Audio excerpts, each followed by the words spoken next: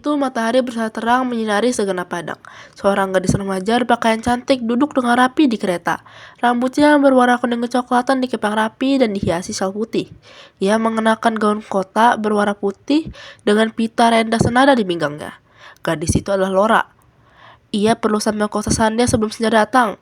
Laura membawa sebuah keranjang berisi kue mentega di tangan kanan, sementara tangan kirinya menggenggam sekat bunga. Wangi kue mentega yang hangat keluar melalui sela keranjang, seakan menyapa perut orang-orang. Saat ini Laura sedang duduk dalam gerbong kereta yang ramai. Semua penumpang kereta itu mempunyai tujuan yang sama, alun-alun kota Sandia. Bukan tanpa alasan, hari itu adalah hari Rodrik, hari di mana seluruh penduduk kota Sandia memperingati hari terbentuknya keluarga Rodrik. Dulu Sandia tidak sedamai ini. Semua kebahagiaan ini dibawa oleh keluarga Rodrik. Keluarga Rodrik adalah penjaga kota. Mereka adalah pahlawan bagi penduduk kota Sandia. Keluarga Rodrik sendiri bukanlah keluarga biasa. Mereka adalah ikatan perwira. Awalnya keluarga ini dibentuk oleh beberapa perwira yang ingin melindungi kotanya. Namun perang meninggalkan anak-anak yang kehilangan orang tua. Satu persatu anak-anak itu dipelihara oleh para perwira dan dibina menjadi prajurit selanjutnya. Anak-anak itu disebut anak Rodrik. Mereka mengemban tanggung jawab untuk menjaga kota. Di dalam gerbong, Laura teringat akan ibunya. Ia ahli dalam membuat kue. Ibu Laura sudah sangat kenal dengan kue mentega. Rasanya, setiap bahan dan setiap langkah sudah dia kenal sejak dari lahir. Laura seperti tidak percaya diri akan kue buatannya tersebut. Walau kerap kali membantu ibunya membuat kue, tapi sesungguhnya dia tidak pandai dalam hal membuat kue, apalagi membuatnya sendirian. Sebetulnya, Laura tidak pernah menjual kue mentega ataupun pergi ke kota Sandia sebelumnya. Namun, Laura harus pergi ke sana untuk sebuah tujuan. Tujuan Laura tidak hanya sebatas menjual kue saja. Ia ingin mencari jawaban dari pertanyaan yang telah lama direnungkannya. Saat kecil, ayah selalu membawa kue mentega setiap pulang dari kota. Kata ayah, dia adalah kue mentega. Dari luar terlihat biasa, tapi di dalamnya rumit. Ia ingin mencari toko kue itu. Bagi Laura, perjalanan ini bukan hanya sekedar kunjungan, tapi tantangan sekaligus petualangan baginya. Belum lama Laura tenggelam dalam pikirannya, sampailah dirinya di stasiun kereta. Stasiun kereta dipenuhi orang-orang tersenyum riang. Ada yang berpelukan segera setelah turun kereta, ada pula yang berjalan sendirian menuju pintu keluar. Laura diam sejenak mengamati ekspresi orang-orang sana. Kemudian ia melihat ujung sepatunya, membuat senyuman lebar di wajahnya, dan mulai melangkahkan kakinya. Baru saja dia keluar dari stasiun, ia melihat ada seorang anak laki-laki yang berlari menghampirinya. Anak itu menatap Laura dengan mata penuh harapan, membuatnya ingin mencubit pipinya yang gemas itu. Tiba-tiba terdengar suatu suara. Itu adalah suara keroncongan perut. Laura terlihat sangat puas melihat wajah anak itu memerah di hadapannya. Itu apa? Wanginya enak, kata anak itu sambil menunjuk ke arah keranjang kue. Isi keranjang ini adalah kue mentega. Ayo beli. Laura mengeluarkan salah satu kotak dan menunjukkan kue mentega di dalamnya. Itu berapa harganya? Tanya sang anak. Satu kotak kecil isinya 5 potong kue. Harganya 5 koin perunggu. Tapi kalau kamu beli satu kotak besar, harganya 9 koin perunggu. Jawab Laura dengan nada bicara yang sengaja dibuat imut. 5 ya, ujar anak itu sembari masukkan tangan ke dalam kantong celana dan meraba-raba koin yang tidak ada di sana. Laura seperti menjadi sesuatu. Dia berpikir sejenak, lalu dengan senyuman manis, Laura menyodorkan sekotak kue kecil untuk anak itu. Enggak, aku nggak mau ambil secara cuma-cuma, aku ada uang kok, kata anak itu.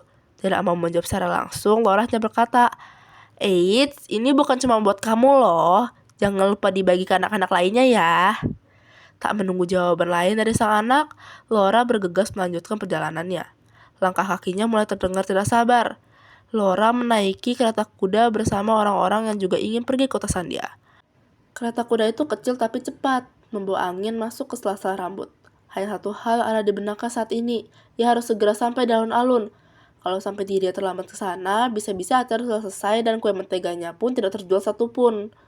Perjalanan dari stasiun ke alun-alun kota Sandia memakan waktu yang cukup lama. Seorang kakek berambut putih yang duduk di samping Laura mengajaknya berbicara. Kakek itu bercerita tentang masa mudanya. Dia bilang bahwa kekasihnya adalah bagian dari keluarga Rodrik. Puluhan tahun yang lalu, keluarga Rodrik tidak sedamai ini, kata si kakek. Dia sangat berani. Kalau tidak ada dia, mungkin tidak ada pedang hijau ini.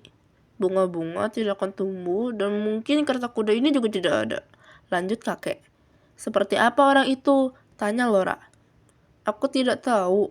Tidak ada kata yang cukup untuk menggambarkannya. Dia berani. Dia bagai angin lembut di padang. Dari kupu-kupu yang terbang bebas di antara bunga segar. Dia sepertinya bisa jadi segala apapun yang diinginkannya. Kecuali menjadi seorang yang egois. Dia tidak bisa meninggalkan kewajibannya. Dia punya darah Rodrik. Anak Rodrik adalah prajurit. Mereka, semua Rodrik adalah prajurit. Tapi prajurit sehebat apapun juga perlu istirahat, bukan? Jawabnya. Laura tidak bisa menjawab apa-apa karena dia tahu apa yang dimaksudkan oleh kakek. Kupu-kupu itu sudah terbang jauh ke tempat yang tidak dapat dikejar oleh mereka. Ibunya juga sering membicarakan keluarga Rodrik dan betapa berjasanya mereka. Ibunya juga pernah mengatakan bahwa setiap anak Rodrik ditakdirkan untuk menjaga pintu kota hingga titik yang terakhir. Laura memandang keluar jendela, memandangi indahnya pada rumput dan diselimuti sinar matahari. Kupu-kupu lebih tahu tempat di mana bunga bermekaran dengan cantik. Mungkin di sana dia akan terbang dengan bebas, kata Laura sambil memberikan bunga kepada kakek itu. Mungkin itu alasan dia ingin terbang jauh, terbang ke tempat di mana bunga bermekaran, kata kakek sambil melihat bunga itu dengan pandangan yang mendalam. Si kakek kelihatannya tidak ingin melanjutkan percakapan itu lagi. Dia hanya terdiam dan membuat Laura teringat akan ibunya. Dahulu, ibu Laura juga bagian dari keluarga Rodrik. Tidak, dia bukan bagian dari angkatan militernya. Dia bertugas sebagai pengurus asrama anak-anak yang bukan prajurit perang. Walau ibu Laura bukan seorang prajurit, tapi dia punya jiwa Rodrik. Dia tidak pernah ragu bila harus ikut berperang. Dia sudah ada di rumah Rodrik bahkan sebelum dirinya tahu cara menggenggam pensil. Orang tuanya adalah bagian dari angkatan militer Rodrik. Namun keduanya telah gugur dalam medan perang. Tapi semua anak Rodrik yang kehilangan orang tuanya akan dijaga oleh Rodrik-Rodrik yang lain. Semua anak Rodrik tinggal di asrama dan tumbuh bersama. Dia tinggal di sana selama hampir 20 tahun. Namun peperangan kembali pecah dan menghancurkan kedamaian. Dia pun terpaksa pergi ke balik gunung dan memegang tanggung jawab untuk menjaga lumbung. Bukan sekali dua kali ibunya ingin pergi, tapi prajurit di garda depan itu adalah orang-orang yang tumbuh bersama dengannya. Apabila dia menundukkan kepalanya sedikit, mungkin seluruh pasukan akan tumbang. Itu adalah tanggung jawabnya. Tanggung jawab sebagai anak Rodrik. Laura kembali memandangi bunga yang kini berada di tangan kakek. Ibu Laura telah menyelesaikan tugasnya dengan sempurna. Mungkin ini saatnya bagi Laura untuk menggemban tanggung jawab yang sama dengan ibunya. Ini adalah kali pertama ia datang ke kota Sandia. Mungkin di sini dia bisa melepaskan tali khusus yang ada dalam hatinya. Akhirnya, setelah sekian lama, kereta kuda yang ditumpangi Laura sampai juga ke pusat kota Sandia. Itu sudah dekat, tapi belum sepenuhnya sampai di alun-alun. Sebelum Laura melangkahkan kakinya, ia memberi kakek itu satu kotak kecil yang berisikan kue mentega buatannya. Laura sendiri tidak tahu mengapa dia melakukan hal itu. Mungkin kekasih kakek itu membuat Laura teringat akan ibunya. Kemudian ia kembali melanjutkan perjalanannya menuju alun-alun kota Sandia. Kali ini langkah kakinya terdengar semakin terburu-buru. Di tengah perjalanan, Laura melewati pasar pusat. Pasar pusat berbeda dari pasar biasa. Sama seperti namanya, pasar pusat adalah pusat perdagangan. Laura pertama kali ke pasar yang seluas ini. Ia mengamati segala hal di sana. Ia mencari toko kue mentega yang dimaksud ayahnya. Sayangnya, toko itu sudah tutup, pindah entah kemana. Tidak jauh dari situ, ia melihat seorang gadis yang terlihat seusianya. Laura tidak pernah bertemu dengan orang seperti itu. Dia punya aura yang menyala terang, tapi ekspresi wajahnya terlihat lesu. Sepertinya dia sedang dalam situasi yang tidak baik. Laura sadar mungkin dia butuh bantuan. Ia pun menghampiri gadis itu. Hai, sepertinya kamu sedang kebingungan. Ada yang bisa aku bantu? Tanya Laura. Iya, aku terpisah dari temanku, jawab si gadis. Begitu ya, kalau begitu kamu harusnya pergi ke Geraha Kota, kata Laura sambil mengamati bangunan di sekitarnya, berusaha menemukan di mana letak Geraha Kota. Aku tahu, aku harus sana, tapi aku bukan orang dari sini. Aku tidak tahu jalan menuju Geraha Kota, ujar si gadis. Laura baru sadar kalau dia juga tidak tahu di mana letaknya Geraha Kota. "Apa aku boleh membantu kalian?" tanya seorang anak kecil yang entah kapan munculnya. "Kamu siapa?" tanya si gadis kaget. "Bukankah kamu anak yang di stasiun tadi?" Laura ikut bertanya. "Aku Hilgo. Dan memang benar, aku anak yang berada di stasiun tadi. Hehe. Siapa suruh pergi begitu saja? Padahal aku udah siap membayar loh. Sekarang kue-kue enak itu udah masuk semua ke perutku," kata anak itu sambil mengelus-ngelus perutnya. "Baiklah, kalau kamu mau membantu, kami perlu ke geraha militer sekarang. Apakah kamu tahu jalan pergi ke situ?" "Tahu dong," jawabnya dengan semangat. "Tapi tunggu dulu. Siapa nama kalian? Aku tidak akan bantu orang yang tidak aku kenal loh," lanjutnya. "Aku Laura." "Aku Kira." Nama yang menarik. "Sekarang ayo ikut aku," kata Hilgo. Hilgo membawa Laura dan Kira berjalan di tengah keramaian pasar. Setelah melewati beberapa belokan yang rumit, mereka bertiga pun sampailah di Geraha Kota. Kira menjelaskan di mana dia terpisah dengan temannya dan seperti apa wajahnya. Tugas Geraha pun mencatat semua informasi, lalu menyuruh mereka menunggu di ruang depan, sementara dia dan rekan kerjanya pergi mencari teman Kira. Suasana pun jadi sedikit tegang. Ya, mau bagaimanapun mereka belum kenal lebih dari 1 hari kan. Laura pun memutuskan untuk memulai percakapan. "Untuk apa kau datang ke sini?" tanya Laura. "Tentu untuk merayakan Hari Rodrik dong," Kira menjawab dengan cepat. "Sepertinya kita punya tujuan yang sama," kata Hilgo. "Aku penasaran bagaimana kalau Rodrik keliling kota." "Tidak, bukan begitu maksudku. Maksudku, apa yang membuat mereka bisa berdiri teguh kita berhadapan dengan bahaya?" "Mereka seperti tidak pernah merasa takut," kata Laura. "Salah. Mereka semua pasti punya rasa takut." Hilgo berdiri dari kursinya. "Iya, lagi pula mereka juga manusia, bukan?" Kira tersenyum. Begitu ya." Laura menundukkan kepalanya. Sepertinya kamu sedang dalam pergumulan khusus nih," kata Hilgo. "Mungkin iya, aku sedang memikul tanggung jawab yang besar," kata Laura. Begitu ya," kata Kira dengan nada mengejek. "Hei, jangan mengejekku seperti itu." Laura sedikit menaikkan suaranya. "Kenapa? Tidak boleh," kata Kira sambil mengambil keranjang Laura. "Hei, tidak!" teriak Laura. "Kenapa tidak?" Kira mengedipkan matanya. "Iya, itu kan barangku.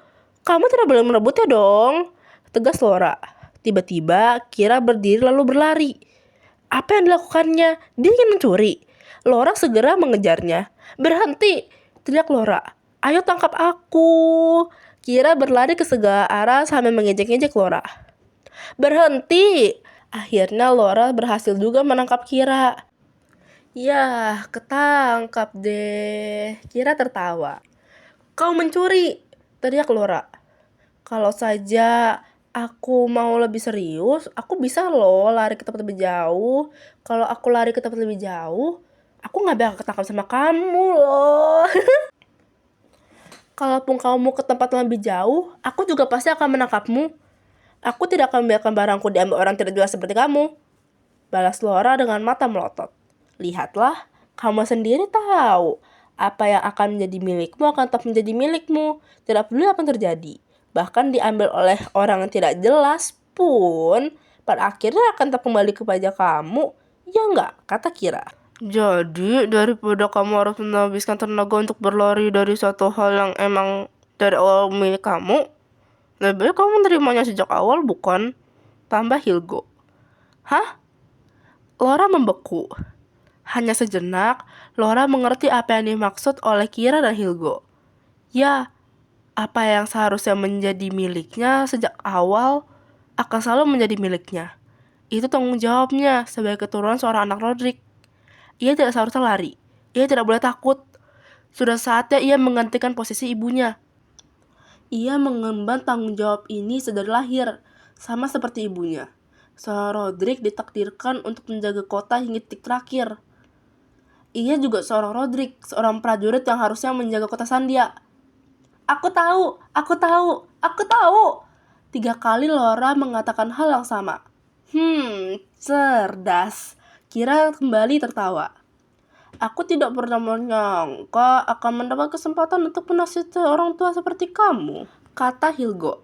Heh, siapa yang kamu bilang tua? Laura menatap tajam ke arah Hilgo. Aku hanya bercanda, jangan marah dong. Hilgo ikut tertawa. Laura akhirnya menemukan jawaban dari pertanyaannya selama ini. Mungkin itu terlihat seperti kelakuan yang bodoh, seperti merumitkan suatu hal yang seharusnya mudah. Tapi bagi Laura, semua ini bukanlah hal yang mudah, melainkan suatu hal yang berat. Lagi pula, anak Roderick pun juga seorang manusia biasa ya kan? Menjadi seorang prajurit itu sulit. Menjadi pahlawan yang rela berkorban, lebih sulit lagi. Menjadi seorang yang siap mengabdikan seumur hidupnya, itu pun lebih sulit lagi. Tapi kini Laura tahu, dirinya sudah siap menghadapi semua tantangan yang ada. Laura memeluk erat-erat Kira dan Hilgo.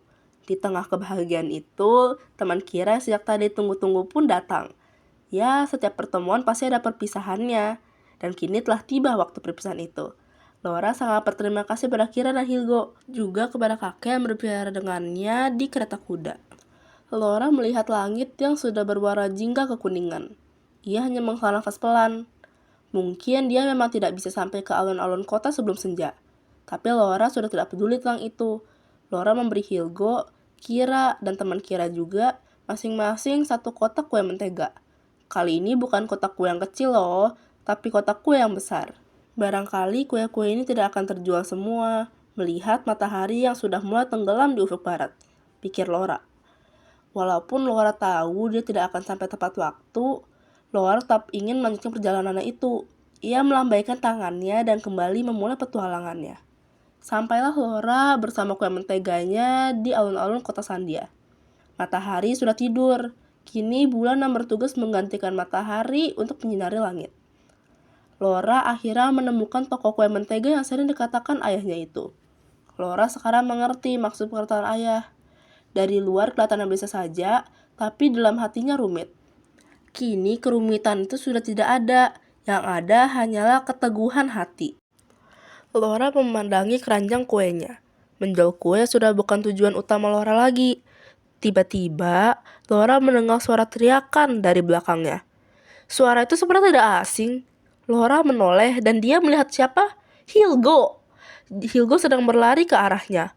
Hilgo membawa sekantong penuh kue perungu dan berkata bahwa dia ingin membeli semua kue menteganya, beserta keranjang-keranjangnya. Laura terkejut sekali melihat Hilgo membawa uang sebanyak itu. Ia bahkan berpikir bahwa Hilgo telah mencuri loh. Untungnya Hilgo bukanlah anak yang melakukan hal-hal seperti itu. Uang tersebut memang uang miliknya. Hanya saja tadi pagi dia meninggalkannya di rumah. Awalnya Laura tidak mau menerima uang dari Hilgo. Bagaimanapun itu adalah uang milik anak kecil. Ia merasa pelit kalau harus menerima uang sebanyak itu dari anak kecil. Apalagi kue mentega beserta keranjang-keranjangnya pun tidak mungkin seharga sekantong penuh koin perungu. Namun atas bersikeras Hilgo, ia pun menerima uang itu. Lagi pula siapa yang tidak suka uang? Laura sekali lagi melambaikan tangannya ke arah Hilgo. Kemudian ia kembali melangkahkan kakinya. Kali ini suara langkah kaki itu tidak terdengar terburu-buru, melainkan terdengar teguh dan tenang. Kini Laura siap memikul tanggung jawabnya sebagai seorang Roderick yang sesungguhnya.